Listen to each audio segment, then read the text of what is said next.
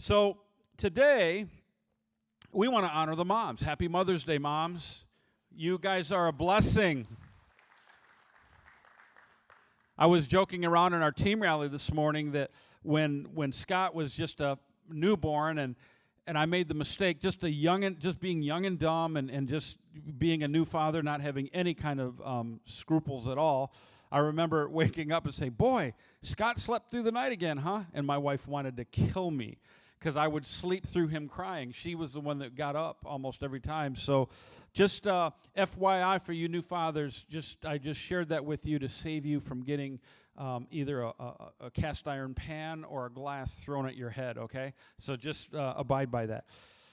Today I want to talk about a woman in the Bible that really changed the nation. And I've entitled the message today, "Such a Time as This." And this is going to be a different kind of message because the book of Esther is the message. I mean, there's not a whole lot you can add to it, but it's an exciting story. If you're not familiar with the book of Esther, I want to encourage you to go back and read it. It's a quick read, but I'm going to hit some of the high spots today as we walk through it. And I know that by the end of the story, you're going to be really inspired. But I want to open up today first with a quote from an author by the name of Erwin McManus, and he wrote in his book, Seizing Your Divine Moment, and this is what he said. "What if you knew somewhere in front of you was a moment that would change your life forever, a moment rich with potential, a moment filled with endless possibilities? What if you knew there was a moment coming, a divine moment, where God would meet you in such a way that nothing would be the same again? What if there was a moment, a defining moment, where the choices you made determine the course and momentum of your future? How would you treat that moment? How would you prepare for it? How would you identify it? Moments are as numerous as the stars in the sky and the sands of the sea, and any one of them could prove to be your most significant divine moment. However mundane a moment may appear, the miraculous may wait to be unwrapped within it. You rarely know the eternal significance of a moment. When a moment is missed, you have a glimpse at an opportunity lost. When you dream, you look to a moment still to come. Yet the only moment that you must take responsibility for right now is the moment that's right in front of you. There may well be many moments waiting behind this one, and though the most significant moments of your life may still be moments away, the moment you are in right now waits to be seized." Isn't that awesome? That doesn't get you jacked up. Nothing will. So today I want to talk about these defining moments, and we're gonna explore the book of Esther. So the book of Esther is this amazing book, and it's one of two books in the Bible where God is not mentioned, believe it or not.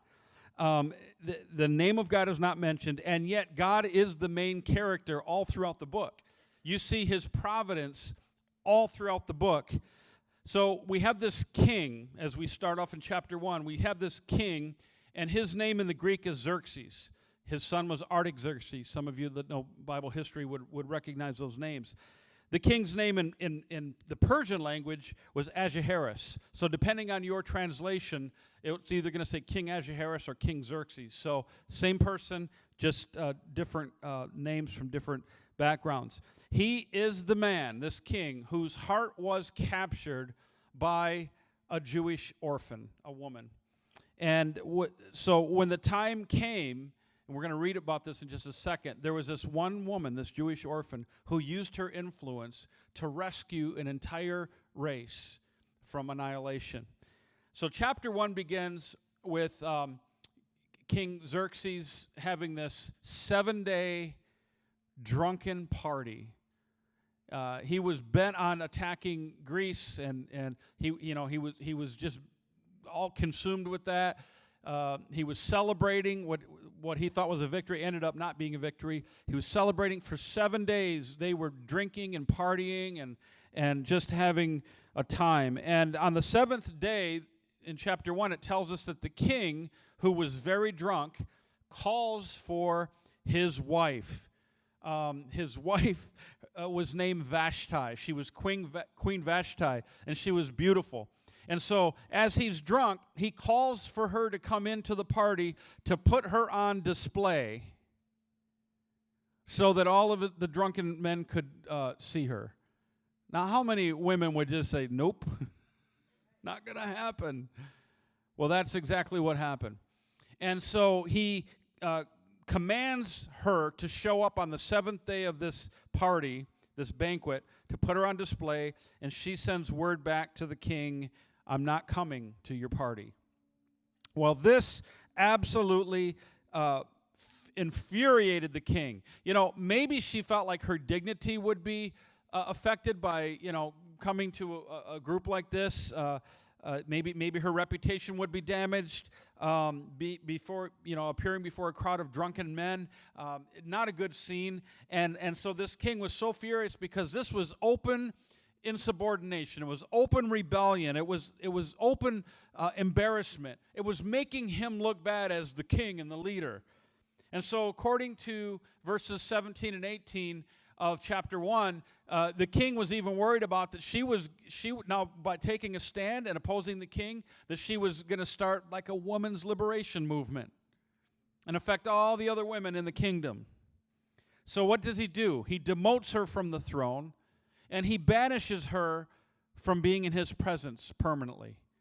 So she is demoted. She loses the throne because of that. And then he announces his intention to find a new queen. And that brings us into chapter 2. And chapter 2 starts off, and it shows us that 4 years went by before he started actively pursuing another queen. And we think that was because of his military endeavors. That's why he was doing that. And so in Esther chapter 2, verse 1, we're going to just read some snippets through this whole book. It says, but after Xerxes' anger had subsided, he began thinking about Vashti and what she had done and the decree that he made. So his personal attendant suggested, let us search the empire to find beautiful young virgins for the king. Let the king appoint agents in each province to bring these beautiful young women into the royal harem at the fortress of Susa. Haggai, the king's eunuch in charge of the harem, will see that they are all given beauty treatments. After that, the young woman who most pleases the king will be made queen instead of Vashti. This advice was very appealing to the king, and so he put the plan into effect. It's at this point in the story that we're introduced to two main characters. And you need to understand there were 50 million people living in the Persian Empire at that point. So, I think you could say 20 to 25 million women would be living there at that point. So there's a lot of women to choose from. Obviously, some of them would be married, but even if you said 10 million single women, that's still a lot of women, right? And so there's these two Jewish characters that we see. They were cousins. They were descendants of the original people that were captured by King Nebuchadnezzar in the Babylonian Empire. You might remember the book of Daniel when it talks about that Jewish captivity. Their descendants were part of that. And we see the first character is a man named Mordecai. And Mordecai was a godly man. He was 15 years older than his niece, who was an orphan. Her name was Esther. And Esther had lost her parents when she was very, very young. So Mordecai raised Esther and raised her to be a beautiful, beautiful young woman. Here they are in the middle of 50 million Persians. They're both Jewish exiles living in this land. They grew up there. And there's these two people that will change the history of a nation. It's just amazing. God is no respecter of persons, my friend. God might use you to bring change to a nation, right? And so there was this national search. They put the word out, and they were looking for eligible candidates to be queen. They had to be virgins. Josephus, who's a Jewish historian, said that they narrowed the search down to 400 of the most beautiful women in the Persian Empire. And those 400 women were brought to the palace, and they lived there for a year, and they got beauty treatments for that whole year. How many women go, that'd be kind of cool, having petties and manis and doing all that right? And Esther 2, verse 16, it says, Esther was taken to King Xerxes at the royal palace in early winter of the 7th year of his reign, and the king loved Esther more than any of the other young women. That's pretty good. 1 out of 400. He was so delighted with her that he set the royal crown on her head and declared her queen instead of Vashti. To celebrate this occasion, he gave a great banquet in Esther's honor for all his nobles and officials, declaring a public holiday for the provinces and giving generous gifts to everyone. Doesn't it sound like a Cinderella story? Just what a great story. This Jewish orphan now is elevated to queen, the most powerful position a woman could have in the world. Esther stole the king's heart. She became queen. And but there was one thing. Mordecai had told her early on, you are never to speak of your Jewishness. You are to keep that a secret. And so nobody knew that she was Jewish. And she kept that hidden to herself. But this is where the story gets really fascinating. Not too long after Esther became queen, Mordecai, who was near the palace gates, overheard some conversation by 2 of the royal officials, and he overheard a plot to assassinate the king. Those officials had full access to the king. They could have killed him at any point. There's a good chance they were angry by what he did to Queen Vashti. We don't know, but there was this plot. And as soon as Mordecai heard of the plot, he reported it to Esther, Queen Esther, to let her know to take whatever safeguards the king had to take to protect him. How many know that when you're in God's will, he will put key people in key positions in key moments? And so in verse 22 it says, but Mordecai heard about the plot and gave the information to Queen Esther. She then told the king about it and gave Mordecai credit for the report. When an investigation was made and Mordecai's story was found to be true, the 2 men were impaled on a sharpened pole. Oh, man. Stick around. Just kidding. Get it? Because he's on a pole. That was bad. I'm sorry. But this next sentence I want you to remember, because this is so important to the story. It says, this was all recorded in the book of the history of King Xerxes' reign. So the Persians were unbelievable record keepers. That's why we know so much about the Persian Empire. And so Mordecai's actions were recorded in this book. Now, this, the first 100 times I've read this story, I read past that and never thought it was significant. But I'm telling you, this is so significant, how God will set up something years before sometimes to refer back to it to change the situation in the future. It's amazing. So Mordecai's actions were recorded in the royal record, and that leads us into chapter 3. I feel like I'm teaching a college course on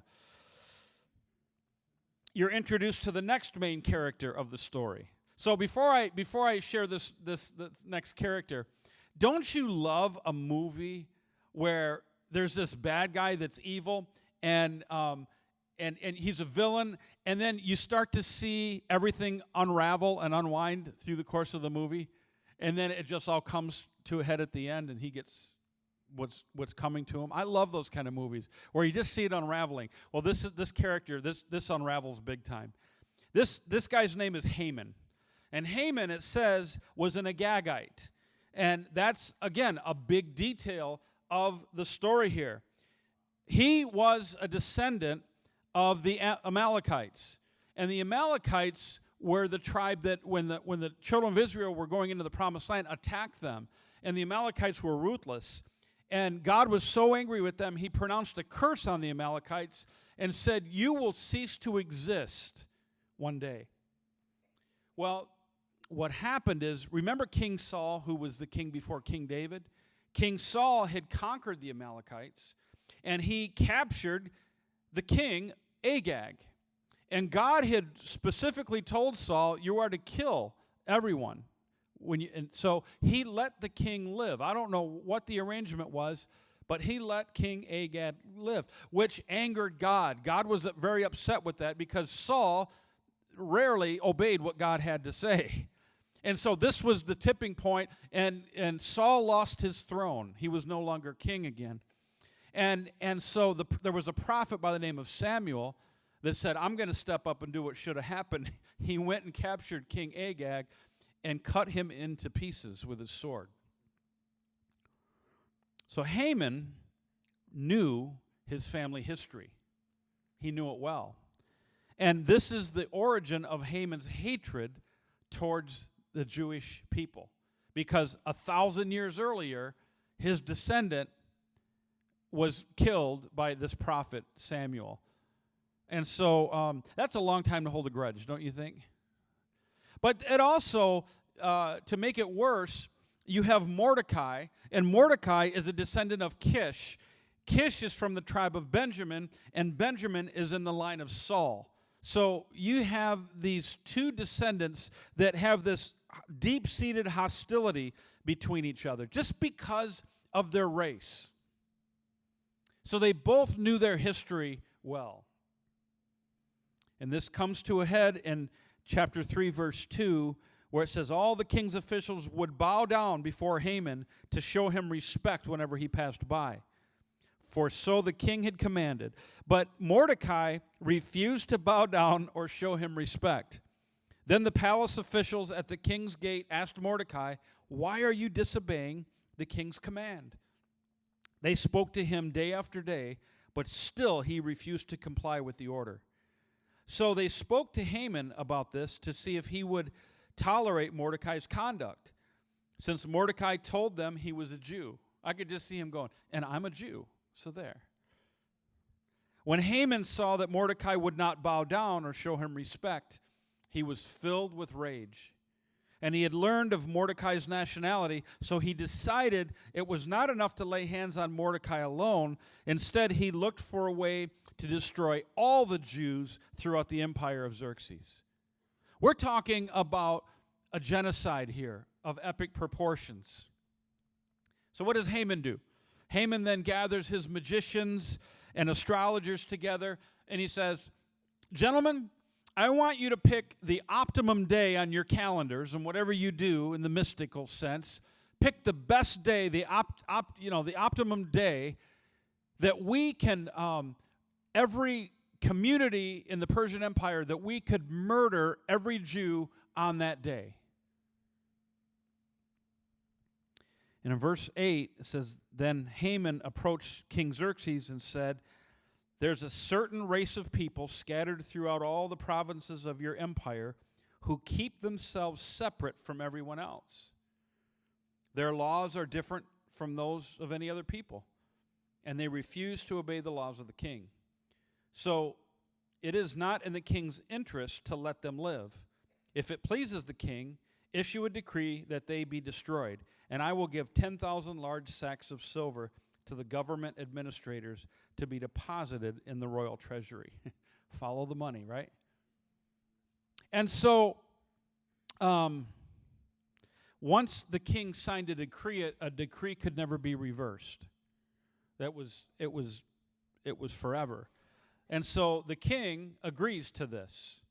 You know, there's a whole race of people in our kingdom that could be a threat, that could be, let's just wipe them all out. So he agrees to it. He even gives Haman his signet ring so that he can stamp the royal documents, and it would all be official. Well, this brings us into chapter 4. When Mordecai hears this, Mordecai just starts to mourn. And in those days, they would tear their clothes, they would dress in rags, they would put ashes on their head, and they would mourn publicly. And this is what he did. He was so upset about this. But this is the thing, we can see this now. This is much bigger than Haman here. This was Satan's attempt to wipe out the Jewish race, because if he could succeed in wiping out the Jewish race, we would have never had a Savior named Jesus, and we wouldn't have a Savior today. So all through history, you see how Satan tried to wipe out the Jewish race. And I love the fact that greater is he that is in us than he that is in the world. I love that scripture. So this has to do with stopping God's plan of redemption that would come in the future. Mordecai goes and informs Esther, and he even got a copy of the decree, gives it to Esther, and he says, you need to go and talk to the king and stop this because everyone's going to be wiped out. You need to plead for the lives of your people. But there's a problem. In the Persian Empire, no one, even the queen, could go into the king's presence without being invited.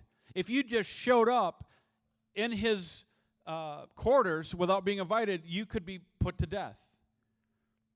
Imagine getting lost and just opening up the door. I'm going to go hang on the pole. And so Esther would be risking her life and breaking protocol if she approached the king. So in chapter 4, verse 13, Mordecai sent this reply to Esther. He said, don't think for a moment that because you're in the palace, you will escape when all the other Jews are killed. If you keep quiet at a time like this, and I love this, this is so powerful, deliverance and relief for the Jews will arise from some other place, but you and your relatives will die. Who knows if perhaps you were made queen for just such a time as this? You know what? What hit me when I read that?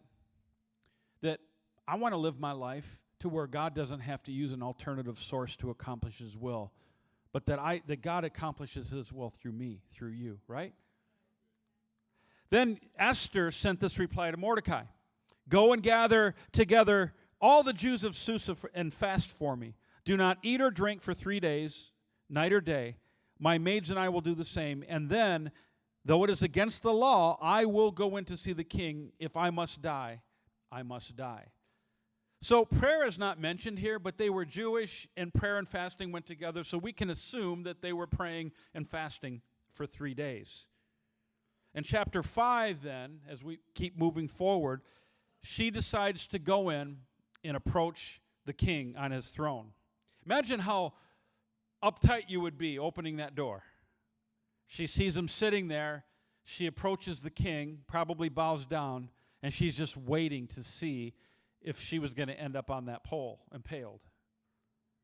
And the king looks at her and extends his scepter to her, which means you're free to come forward. And so her life was spared. And so as she moves forward, the king asks her a question. He says, Esther, what do you wish? What is your request? Why did you think it was so important to come in here? Ask me anything up to half of my kingdom. Shows you how he felt about Esther. But she doesn't want half of the kingdom. She doesn't want power. She doesn't want any of that. She wants her people to be safe. So she has a simple request. She said, King, I would like to throw a banquet for yourself and Haman. Just a private dinner, a private banquet, just for the three of us. And so he says, okay, that sounds good. That doesn't seem like a lot, right? That's not a big ask. So they have the banquet. And again, the king says to Esther, what is it that you want? What is your request? And she says, I would ask that we have another banquet tomorrow night, the three of us. So we don't know what happened, but evidently the timing was not right. Maybe there was something that she saw that, tonight's not the night for me to speak about this. Maybe God prompted her to hold off, but she asked for one more banquet. And the king graciously agrees. Now you have Haman, who loves this. This is perfect for his ego. He's thinking, man, who else gets to have dinner, a private dinner with the king and the queen, just the three of us? And not just one night, but 2 nights. I've really arrived. I'm something. I'm something else. He's feeling confident about himself and all of his achievements. You know, the king has exalted him. Now he's hanging with them. The king agreed to obliterate the Jews. Now he's invited to these 2 private banquets. No higher honor could be bestowed on anybody in the kingdom. So Haman goes home. And on his way home, he sees Mordecai by the gate. And he goes crazy with rage. He hates this man who refuses to bow down to him. And so he says to himself, I have got to get rid of this man. I am going to have some gallows built, and tomorrow morning I will execute this Jew. A perfect solution. Well, that night, Haman went to bed, and he slept like a baby. And in chapter 6, we read that the king, however, couldn't sleep.